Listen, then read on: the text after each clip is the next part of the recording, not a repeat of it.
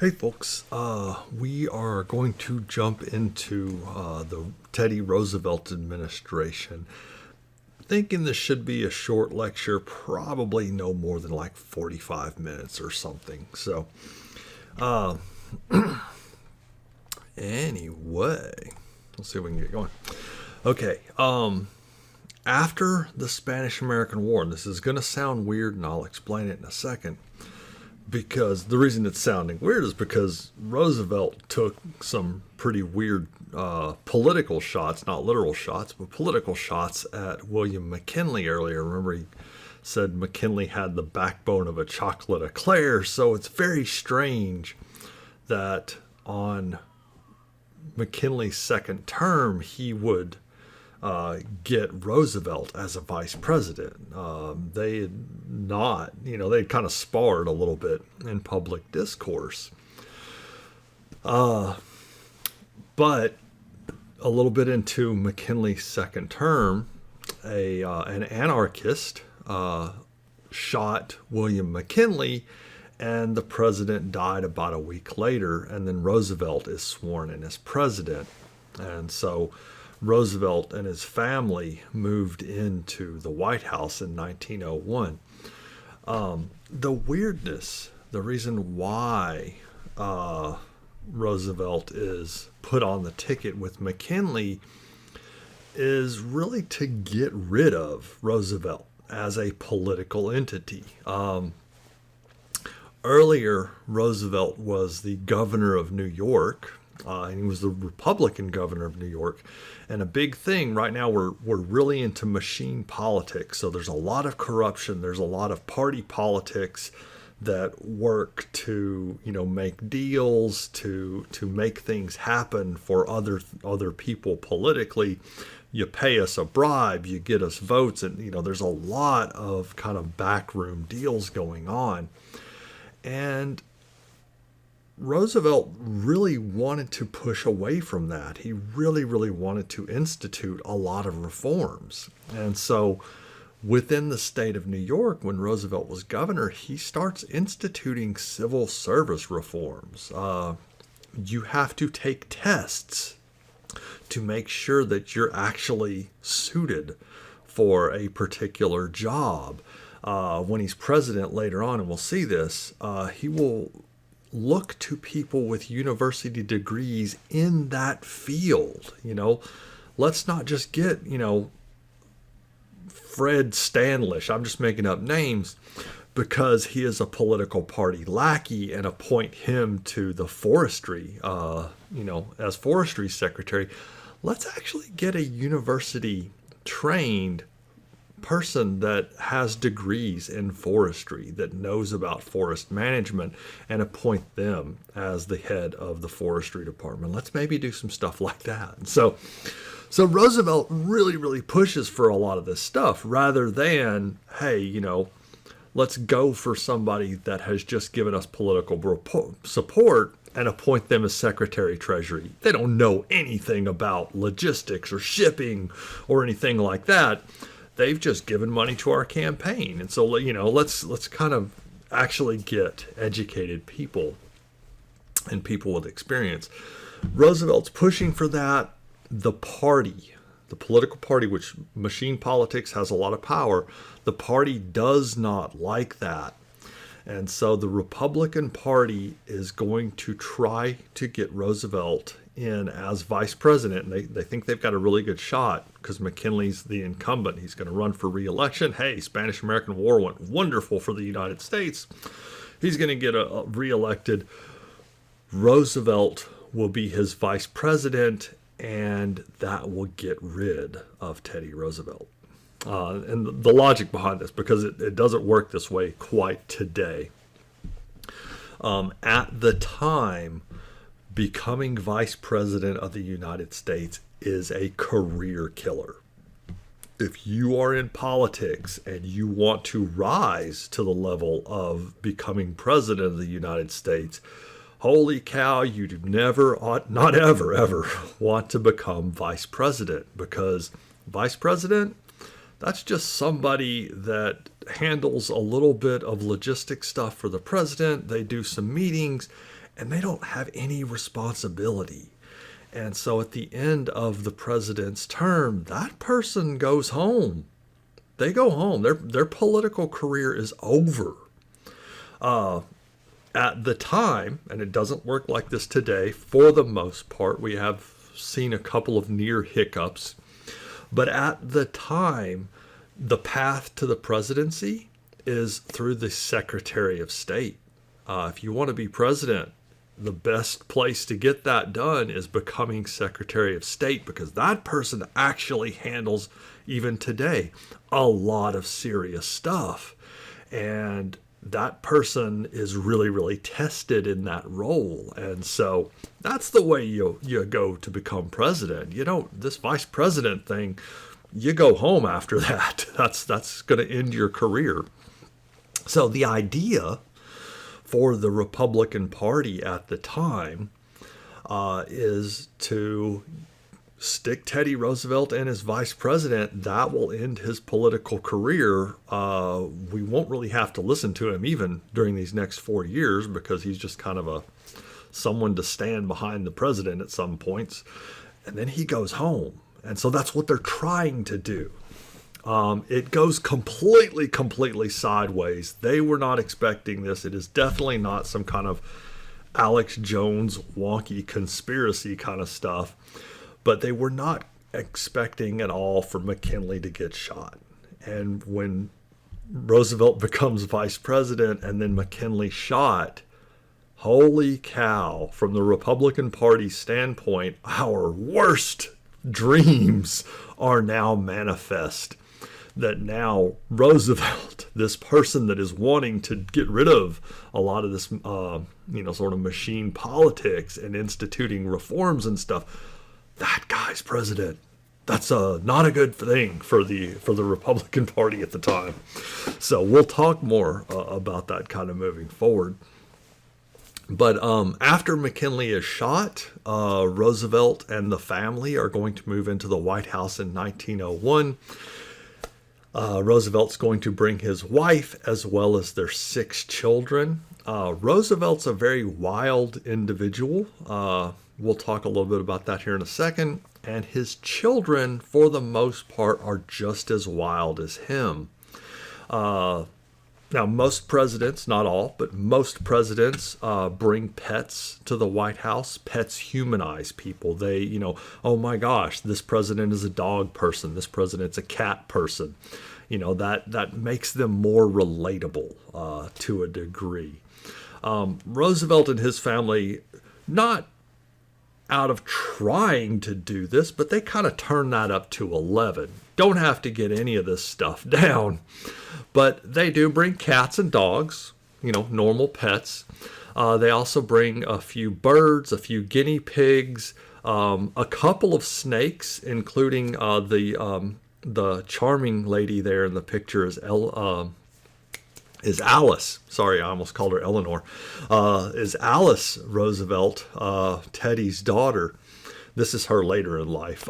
She actually has her own personal snake that she carried around in her pocket. It was a pet garter snake, probably a garter snake, that she named Emily Spinach, which was a really kind of a cool, cute name. They also brought a pony. Sometimes the Roosevelt children would sneak the pony into the White House and sneak it upstairs and take it upstairs and ride it around on the second floor. So those are, a little bit wow. We're kind of lots of pets, but fairly normal. Then we get really weird. They brought a couple of raccoons, which raccoons are cool, I guess. A kangaroo brat. Several badgers. Badgers are dangerous. Don't play with badgers. As well as a bear. The Roosevelt children brought a pet bear to the White House. Like I said, they would sneak the pony upstairs and ride it around upstairs. They would also take trays from the kitchen and use them as sleds to ride down the grand staircase. Kind of cool. I think that, I don't know if it's become a tradition, but I think that has sort of become a little bit of a thing the presidential children. I remember seeing a picture of the Bush twins, Jenna and Barbara, I think were their name are their names. When George W. Bush was leaving the White House, the Bushes were welcoming the Obamas to the White House, and Jenna and Barbara were kind of showing the Obama kids sort of, this is the staircase that we sort of used to sled down, kind of a thing. And I think there's a picture of them maybe doing that. I'm not exactly sure, but kind of Google that around. That's kind of a fun thing. Apparently, the Roosevelt children would also throw spitballs at portraits of the former presidents. So we've never kind of sort of this, respect our history kind of, we've never really done that. That's kind of a myth that we sort of have. We've always been into defacing historical artifacts and vandalism. So not good, but that's the thing. Alice did appear to give Teddy Roosevelt the most trouble out of all of his children. He said at one interview or something that was going on, because Alice was a handful. They literally at one point sent Alice on some kind of diplomatic trip to get her out of the White House for a while because she's that much of a handful. And during one interview, Roosevelt said that I can do, quote, I can do one of two things. I can be president of the United States, or I can control Alice. So she's that much of a lovely handful kind of a person. One of my favorite things with her is this is 1901, and smoking basically for women, it's not really that much of an issue for guys, but smoking especially for women is very much a social faux pas. Women do not smoke. That is absolutely unladylike, from the time period. Please don't smoke, whoever you are. It's bad for your health. But smoking for women at the time is very much a socially horrible thing. Like, women do not smoke. That's really, really risque. And so Alice was living in Teddy Roosevelt's house, the people's house, the White House at the time, but he's, dad. And Alice started smoking. And so Teddy told her, as long as you're under my roof, young lady, you will not smoke. So let's take that literally. As long as you're under my roof, you'll not smoke. And so what Alice would do, she would go upstairs and get up on top, not under, but on top of the roof of the White House, and sit on the roof of the White House and smoke cigarettes. She's just a fun lady. If you can't read the pillow that she has there in front of her, says, if you can't say something good about someone, sit right next to me, or sit right here by me, sorry. I love that. Growing up, my mom used to always say that line, if you can't say something nice about someone, don't say anything at all, and don't hold all that stuff in. I mean, don't just put somebody on blast or something, but don't hold all that anger and animosity in. You got to let it out. You'll get ulcers and stuff. And so hang out with Alice and talk about people and gossip and stuff, man. It's awesome. So, moving on to Roosevelt's actual presidency. Again, he's going to work to end corruption among the party. He also does something really, really cool and very unexpected. Something that we've been talking about leading up to this point is a lot of strikes. And a lot of the time, and we talked about this with Haymarket especially, a lot of the time the government, state or local, will typically side with management. Those are people that are giving us money. Those are people that are giving us campaign contributions. The poor and the working class don't really chip in all that much to the campaigns, so we don't help those people, So, in 1902, Roosevelt's been president for about a year at this point. A bunch of coal miners in Pennsylvania do kind of like what happened with Ludlow. They join the United Mine Workers of America. So they're pushing, like we did with Ludlow, for better conditions. You don't have to get the details of what they wanted down. That's never on the test, especially for these guys. But they want an 8-hour workday, same as Haymarket strike, Haymarket riots, depending on which perspective you got, I guess. They also want a 10 to 20% pay increase. The mine owners are just absolutely going to refuse to negotiate. What the heck are these people talking about? We're not doing anything. If you don't want a job, we will hire somebody else. That's basically it. You can go somewhere else, I suppose, but you're not going to find anywhere else, so get back down there in the mine. So the mine owners are refusing to negotiate at all. Now, coal mining at the time very, very much drives the nation's economy. All the railroads, all of the locomotives, they run on coal. They're all steam-powered locomotives. Ships throughout the world at the time, we have all switched to coal boilers on ships. And so coal mining, that fuel, is absolutely, absolutely necessary. So we can't sort of allow these strikes to just sort of shut down the nation's fuel supply. And so Roosevelt's going to step in. Teddy Roosevelt is going to summon both the miners as well as the owners to the White House. Representatives from the owners, representatives from the miners' union. He's going to summon them both to the White House, and the representative from the owners, hey, government always sides with us. We give campaign contributions, and so we're fine. Roosevelt's going to punch these people in the face, and they're going to go back to work, is the expectation. Roosevelt, though, they get to the White House, and the owners are expecting, hey, Roosevelt will probably threaten these people with arrest. Let's throw them in jail even.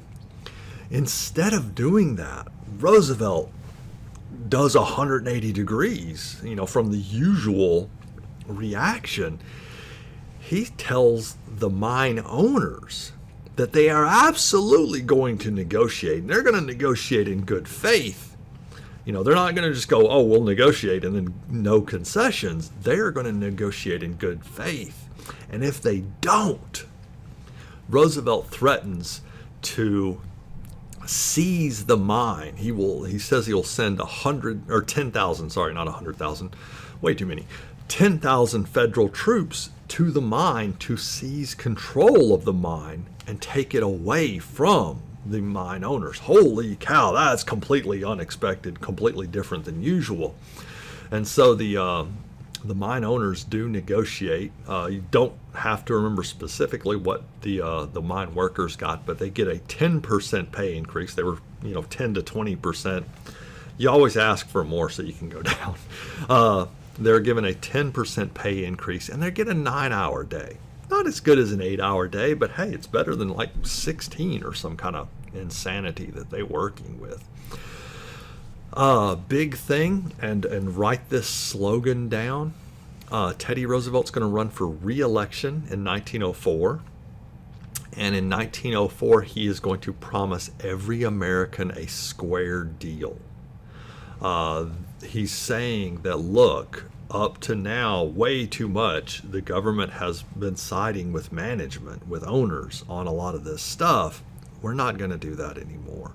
You're not going to, labor's not going to go crazy and be like, oh, we demand 100% of the profits. everybody's going to get a square deal. You're going to get a fair deal. The Roosevelt administration's really, really going to push stuff like that. During this time period, we'll actually see some of the early kind of foundations for things like workman's compensation. If you get hurt on the job, you get some kind of relief from your employer, kind of stuff like that. So we also see, and we've talked some of this before a little bit, we also see some expansion of government power in other areas. Kind of jumping out of order, we've already seen the Pure Food and Drug Act. We've seen the Meat Inspection Act. We talked about that with the jungle. We're also going to see more regulations on shipping. Used to, the railroad industry would very, very much cater to large shippers. If you are a small individual shipper, you're paying very much full price for anything that you're shipping. But large shippers, just to pull examples out, large shippers, Walmart doesn't exist yet, but Walmart, they ship all kinds of crazy stuff, right? Tremendous amounts of heavy weight. They're going to get a substantial discount because they're using a lot of the railroad's capacity. And so we want to keep them on as customers. We'll give them a heavy discount. But you're sending, your little thing that you sold on eBay and it's really, really cool, but you're just sending this one package. You're paying full price. That's not fair. We're still going to do it, but it's not fair. And so the Roosevelt administration is going to push through the Interstate Commerce Act, and that will, increase the power of regulations on the railroads pretty substantially. And so Roosevelt's really trying to help out labor, but he's also, small scale businesses that are trying to compete out there. Sorry. Another area, see a lot of government expansion during the Roosevelt administration, and we're going to keep moving that direction, right? We're going to get into the progressive era, and we'll see some heavy regulation there as well. Big one out of the progressive era is child labor laws. Maybe not send your 7, 8, 9-year-old to work in either the mills here in Huntsville, or if we're up in Tracy City, Tennessee, or near Knoxville, or even down. Well, no, we're not doing that yet. But in those areas, in the coal mine stuff, down in Birmingham, we're leasing convicts, not children, but convicts. We'll lease them to the coal mines. We'll talk about that in a little while too. We'll address some of that kinds of stuff in the future. But so lots of expansion of government with the Roosevelt administration. We'll see that in the environment as well. Roosevelt, hearkening back to those things that we were concerned about during the Spanish-American War. Lots of young men working in factories. They're not getting out into the great outdoors. Roosevelt sees that as a problem. And hey, at the time, Roosevelt's gotten over this idea, but at the time, Roosevelt thought that military experience was a great way to sort of prove your masculinity sort of stuff. Well, that had some problems, and we talked about that, but maybe just going out and going hiking and going hunting and, camping for long periods of time, maybe those are things that can improve the masculinity of the country. And so Roosevelt really, really wants to preserve.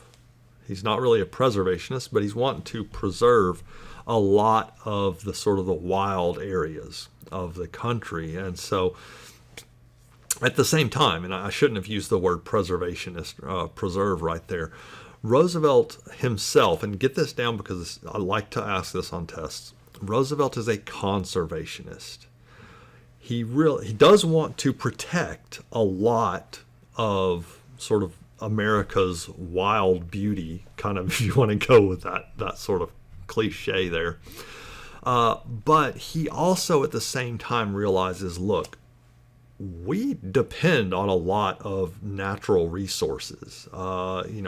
Lumber is a fantastic product to build furniture, to construct houses with, and things like that. Coal is exceeding, wonderfully useful at the time, and it still is today. But we should get away from that. But whatever. But we do depend on these things. But holy cow, it would be horrible if we just clear cut every forest in the United States. It would be horrible if we just strip mined every sort of, mineral resource that we could get a hold of without trying to sort of protect the environment a little bit. So Roosevelt's a conservationist. He's balancing that, we want to protect some of these natural resources, but we depend on them as well. We wood is fantastic, and coal and later natural gas, later oil and stuff like that are necessary, but let's not completely destroy the environment in harvesting those things. So balance is the conservationist kind of an idea. Some people at the time, even, this is kind of interesting that we don't really think of, some people at the time are preservationists. Look, don't even touch any of that. We need to halt human expansion where it is, and we don't need to intrude on the natural resources of the environment. That's not realistic, but it's kind of neat though that people were arguing this in 1906. We kind of think that environmentalists and stuff are more of a recent phenomenon. No, they're back there in 1906. They're kind of getting out there. So Roosevelt's a conservationist, use the environment wisely and balance and all that stuff. The test question there usually reads, Teddy Roosevelt is A, B, C, D. Conservationist, preservationist, I don't know, crazy strip miner, something like that. With that in mind, and again, like I said, one of Roosevelt's big thing is testing your masculinity in the natural environment. Roosevelt devises something called the Rock Creek test. Rock Creek is a park in the middle of Washington, D.C. It is still there today. It's probably, I don't know, but it's probably a smidge smaller than it was in 1906. But it's relatively untouched. Today there are hiking and running paths through Rock Creek, but it's kind of like, if you get that vibe of Central Park, if you've seen Central Park on TV shows, or if you just kind of seen pictures of Central, or if you've been there, I've never been there, it's kind of got that vibe that there's a pocket of wilderness in the middle of New York City. Well, there's a pocket of wilderness in the middle of Washington, D.C. To give you an idea of how even today Rock Creek is largely untouched, except for, those paths and running trails and stuff. I think this was in 2014, 15. I could be wrong, but I think it's 2014 or 15. A congressional aide named Chandra Levy. She worked for a congressman named Gary Condit. They possibly had an affair. I don't remember, but I think that was a thing, maybe. But I'm putting maybe in there because I can't remember exactly. But there was at least speculation. I don't know if it ever came out that it was accurate or not. But Chandra Levy turned up missing. Nobody knew where she was. And there was a lot of, really a lot of heavy scrutiny on Gary Condit on what the heck happened with your congressional aide that we think you guys were having a romantic thing with. Chandra Levy turned up, maybe about a year later, a whole year. She was jogging through Rock Creek Park. Somebody in the park, I don't think the person knew her, but I don't remember exactly. But she was jogging through Rock Creek Park. Somebody killed her and threw her in the bushes. This is a park in the middle of Washington, D.C. You would think it's getting a lot of traffic, but she was killed, really quickly after she turned up missing. She just went for a run through the park. and was kind of chucked over in the bushes there and remained there for about a year, I think.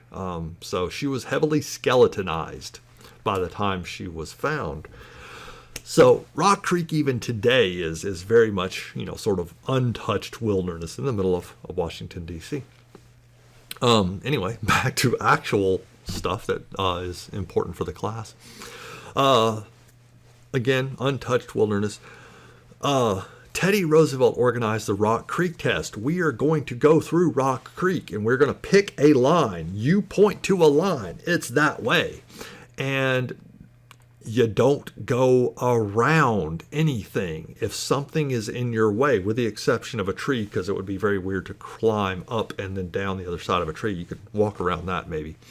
But with the exception of a tree being in your way, you are going to go in a straight line through Rock Creek. And if anything is in your way, you are going to climb over that or go through it. If there is a giant section of hedge with all kinds of thorns, you're going to figure out how to go through that.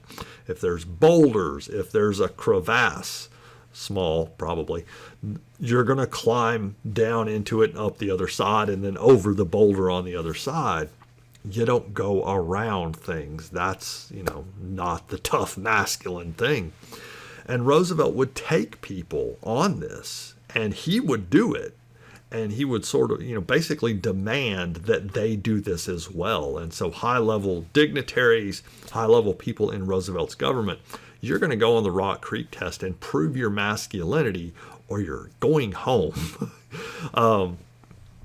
He supposedly, very likely, I don't really have any reason not to think this, but he took the ambassador from England on this. The ambassador from England to the United States, Roosevelt, hey, we're going to go on the Rock Creek test. And the man got stuck climbing up a boulder. He got to a point where he couldn't kind of go down and he couldn't go up. And Roosevelt reached down and grabbed the guy by his collar and pulled the guy the rest of the way up. After that, Roosevelt, this is the part allegedly, Roosevelt allegedly wrote several letters to London demanding that the guy be recalled because he was completely useless. I mean, this man could not climb over a boulder. How do you expect him to do governmental work? What's up? So Roosevelt's very, very much into, the sort of the wild America, testing masculinity and all that kind of stuff. Kind of cool thing that comes out of that is a weird, strange test to run, especially what if somebody has a handicap or something like that and they can't physically do this, but they're super, super intelligent, able to pull off all kinds of other stuff, whatever.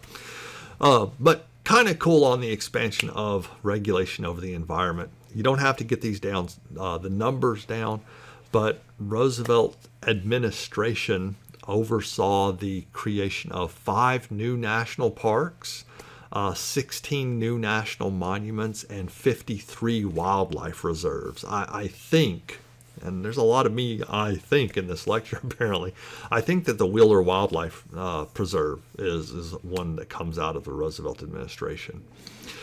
So, really pushing for this stuff. You don't have to remember Gifford Pinchot, but I referenced him earlier. He is a university-trained forestry specialist, and he is going to be appointed to the head of the National Forest Service by Roosevelt. So getting university-trained experts into these positions, not Fred, who gave me a donation of $50,000 for the campaign or as a political lackey or something. Let's put him into forestry service, even though he has no idea about it. So very cool on Roosevelt to kind of go in that direction of expertise, because we've drifted away from that somewhat over the years. So kind of toward it and then away. So Roosevelt up to now comes off in this lecture as a very stand-up sort of dude, and really kind of taking sometimes a misguided but largely honest approach to things. Not always. not always. Unfortunately, people are complicated. Nobody is purely good or evil most of the time. Hitler, Pol Pot, horrible. Stalin, horrible, terrible dudes. But most everybody else kind of has some good and negative. And this is one of those underhanded, I want what I want kind of moves. But at the same time, it's honestly a positive move for the world and the United States. So, right now in 1900, to ship something from the east coast of the United States to California, you have to go all the way around South America. That is a lot of time. It's also a lot of fuel that we're expending. The Panama Canal does not exist just yet. And so, that is really, really difficult. You do have another option. We are building more railroads, but railroads you can't ship everything that way. You can ship things on boats at a lot more efficiency, I guess. Another thing that you could do, and you don't have to get this down, but another option is to go from the east coast of the United States to the Isthmus of Panama, the thinnest portion of what is now Panama, offload that stuff, and then cross through the jungle, which it's going to have roads built through it, but go about 40 miles to the other side of the narrowest portion of Panama. Sorry. And then you can load that stuff back onto a ship and then head to California. That's a whole big, huge hassle. What if we could just dig a trench or a canal through that 40 miles of Panama? Yes, that's a long way, but once we get it done, it's kind of done. What if we just dig a trench through Panama? It's 40 miles, and then we can ship things through there and then run up the coast of California. That would cut somewhere in the neighborhood of 6,000 miles off of the journey of going all the way around South America. So several people are batting this around in their heads, and in the 1880s, several years before the United States jumps on board with this, in the 1880s, a French company started working on the Panama Canal Zone. Here's the problem, though, right now. Right now, Panama, the country of Panama, does not exist. The little section up at the top, I don't know if you can see the cursor here. This little section of what is now Panama, that belongs to Colombia. Colombia is right here. So Colombia kind of has a neat little ponytail sort of thing sticking off the top of its head. And that belongs to Colombia. And so this French company has negotiated with Colombia, hey, we're going to dig this canal. You get a cut of the proceeds. We'll also pay you for the use of the canal, that kind of stuff.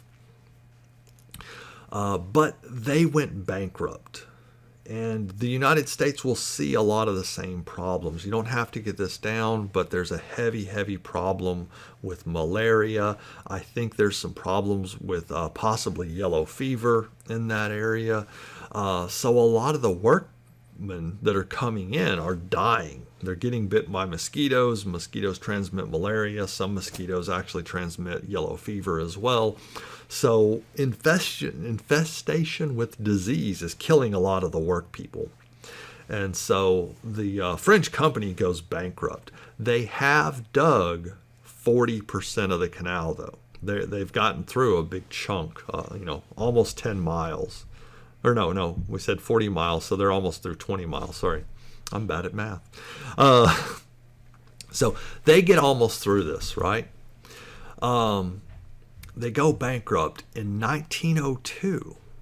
1902, the United States reaches out to that French company, and they offer to purchase the canal section. Here's the problem. You don't have to get the details. You don't have to get the numbers. But they are going to give the Colombians, they'll give them $10 million and an annual rent of $250 million. So $10 million to Colombia. The French company is going to get $40 million because they're the ones that have done all the work. And so the United States feels like we need to compensate the French because they still own this, right? They still have the contract on the control of this section of Panama, what's now Panama. So the United States has to pay them, but also has to pay Colombia. So $40 million to the French, $10 million to Colombia, and then rent to Colombia. Well, Colombia gets this, and they reject the offer. And here, they're not being just jerks about this. They actually do think about this. The French contract goes until 1904. This is 1902. The French contract goes until 1904. If the French have not completed this deal, the contract's done. And the French lose control of the Panama Canal Zone. And so from Colombia's standpoint, and I would push this if I was Colombia, I think you guys probably would too. Maybe, I don't know, maybe you're like all benevolent. You're like, I just love everybody and let's save the environment and cut off transportation costs and just be nice and stuff. I don't know. You might be. I'm greedy. So Colombia, though, this is 1902. Colombia says in their heads, if we can hold off until 1904, we don't have to worry about the French part of the deal, so we can get that $40 million on top of our $10 million and the rent. We get the entire cost of everything from the United States. We don't have to worry about those French folks. Well, U.S. politics. 1904 is when Roosevelt's running for re-election. Roosevelt wants to be able to say that, hey, during my first term, I got the Panama Canal Zone started. And so this is another reason, on top of all the other cool stuff that I've done, another reason to re-elect me. But if he waits until 1904, he's got to run in 1903 on, hey, I think this would be a cool idea. I'm going to negotiate this when I get into power. You've got to elect me. Otherwise, I can't negotiate this, right? So, if Roosevelt can say, hey, I've already got this started, that's a big thing. And there's other things that Roosevelt's doing, but that's an additional large thing. So, since the Colombians don't want to negotiate until 1904, Roosevelt wants to push this very, very quickly. Colombia rejects the offer. Teddy Roosevelt pushes, which they don't need a lot of a push because they were wanting to go this way anyway. Roosevelt pushes, inspires, promotes the Panamanians, what is now Panama, to rebel against Colombia. And, there's not a lot of Panamanians compared to Colombia. They can't hack this by themselves. But Roosevelt is going to send I think he sends the Pacific Fleet, a United States Navy fleet, to park off the coast of Panama. And we've done this before, power projection down with Cuba earlier. So Roosevelt sends the Pacific Fleet to park off the coast of Panama. Basically that says, hey, Colombia, if you guys roll in here on Panama, we are going to help them. And so Panama, says that they are rebelling. They declare their independence. The United States the next day recognizes the independence of the country of Panama. Colombia can't do anything about this, right? So here's where it gets a little bit wonkier. You don't have to remember this guy's name, and I'm going to butcher it myself, but a representative from the old French company was living in Washington, D.C. He hadn't been to Panama, the Colombia area, for about 15 years. He has a job on Wall Street right now, but he's a representative from that old French company. His name is Philippe Brenau Vaillant. He declares himself the representative of Panama, goes to the United States government and negotiates the treaty with between the United States government and Panama. So the United States signed a treaty with a Frenchman on the Panama Canal. Zero. Cool. Like, I'm emphasizing that a lot because it might be on a test. 0 Panamanians signed this treaty. A couple of days later, when a delegation of Panamanians, and I'm probably speeding them along, it might have been a week, but a little bit later, when a delegation of Panamanians actually arrive in D.C. and find out what this guy's done, one of them punches him and knocks him out. But they can't do anything. If they object, the United States might, they're not gonna, but there is a chance that the United States might withdraw that fleet, and Colombia is just going to waltz right in.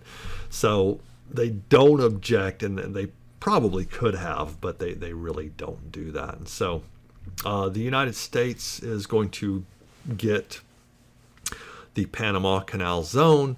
It'll be finished. You don't have to remember these dates, but it'll be finished in 1914. I lied earlier. I was off by 2,000 miles. It cuts the voyage from the East Coast to San Francisco by 8,000 miles. I thought it was 6,000. And the United States maintains control of the Panama Canal Zone until the year 2000. A couple of years before the treaty was set to expire, the United States turns over control of the canal zone. Last slide, and I did say 45 minutes, but I am long-winded. But this is our last slide for this lecture. During the Roosevelt administration, William Howard Taft was the military governor of the Philippines. Later, you don't have to get this title, he is going to be Roosevelt's Secretary of War. And during Taft's time in that position, one of the justices on the Supreme Court resigns. Most of the time, justices will serve until they die today. That's kind of the thing. But sometimes they will get very, very old and they'll step down. And I think that's what's happening here. I think that the person that Taft, and I can't remember who it is, but I think that the person that Taft replaced resigned rather than died. But that doesn't really matter. There's an opening on the court. So this has been Taft's dream. This has been the thing that William Howard Taft, the guy in the middle there, he has wanted to be on the Supreme Court of the United States forever. This would be the culmination of his life. This would be the most spectacular thing in the entire world. And so he goes to Roosevelt when there's an opening on the court, and he tells Roosevelt that he would like to be very, very much appointed. He's like, I'll be your best friend, I'll wash your car, that kind of silly sort of stuff. He probably didn't say that, but but he goes to Roosevelt. I want to be on the court. Roosevelt says, yeah, that's fine. And Roosevelt agrees to nominate Taft to the court. It's got to be approved by Congress, but, Congress is going to listen to Teddy Roosevelt. Well, Taft, if you can imagine him skipping home, is the way I kind of see him in my head. Taft is going to, just kind of super giddy with delight. He's going to kind of skip home all the way to his house. And he gets home and he tells his wife, Nellie, I've got the most spectacular news. I went and talked to Teddy today, and Teddy said that I could be on the Supreme Court. Isn't that super, super fantastically wonderful? It's the biggest thing I've ever, apart from marrying you, because you can't say that that's the best thing that's ever happened. You've got to say, first is you. And Nellie says, that's really great, William. That's really, really wonderful. I have got to go out for a little bit. I'll be back. I'll maybe buy a cake to celebrate, what you've done. This is fantastic. And he's like, okay, cool, I'm going to go play Nintendo. And so he's going to stay at the house, and Nellie's going to leave on some kind of an errand. Nellie goes to the White House. Nellie says, Teddy, buddy, my husband was confused. He doesn't really want to be on the court. Elections are coming up, right? 1904 elections are coming up. You don't have anybody in mind for being president. Willie wants to be president. He doesn't. That whole silly thing with the court's not his deal. He really wants to be president. He would really like it if you would endorse him for president because, tradition, not a rule yet, but traditionally presidents only serve 2 terms and then they go back to the House. Well, Teddy's going to serve 2 terms and then head back to the House. And so he does need to endorse somebody. Hey, this guy's cool. And so he tells Nellie, yeah, that's fine. And so Teddy endorses. Oh, I'm sorry. This is 1904. Teddy runs for re-election. I'm sorry. This is 1909. I got mixed up. But we don't care about dates, right? So cool. So 1909, William Howard Taft is elected president of the United States. Dude is absolutely miserable. He never wanted to be president. Nellie wanted him to be president, but Nellie can't be president because she's a woman. So next best thing, she gets her husband to be president. He hated it. He has to go to a lot of meetings, but he fell asleep at a lot of them. It got so bad that Nellie would go to meetings with her husband, William, and she would elbow him in the ribs. Hey, wake up. Come on. This looks bad. So she actually had to wake him up, and she would go to meetings with the president to keep him awake. He just didn't like it. He apparently slept for a lot of his presidency and then played golf quite a lot.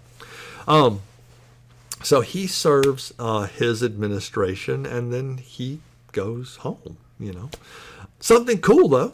1921, Chief Justice, not just one of the justices on the court, Chief Justice of the Supreme Court, that seat opens up. And William probably, I don't know, told Nellie to absolutely stay home during this run. But William goes to the president, this time Warren G. Harding. You do not have to remember who's the president. He goes to the White House. Warren G. Harding is president of the United States. And look, I was told at some point that I would be on the court. And Chief Justice of the court has opened up, and I want that spot. And Harding gives it to him. Harding nominates William Howard Taft to Chief Justice of the Supreme Court. Congress is going to go with that. They will support that. And so William Howard Taft is going to be Chief Justice of the Supreme Court. Super cool, and one of those weird trivia kind of things. William Howard Taft is the only person in the United States history to be head of 2 branches of government. He was President of the United States, and then he's Chief Justice of the Supreme Court. He did get pretty high in the United States Congress, but was never like Speaker of the House or anything like that. So head of 2 branches of the United States government, and no one else has done something like that. So we are going to cut right there. About 10 minutes over, but we're pretty dang close. So I will see you guys next week.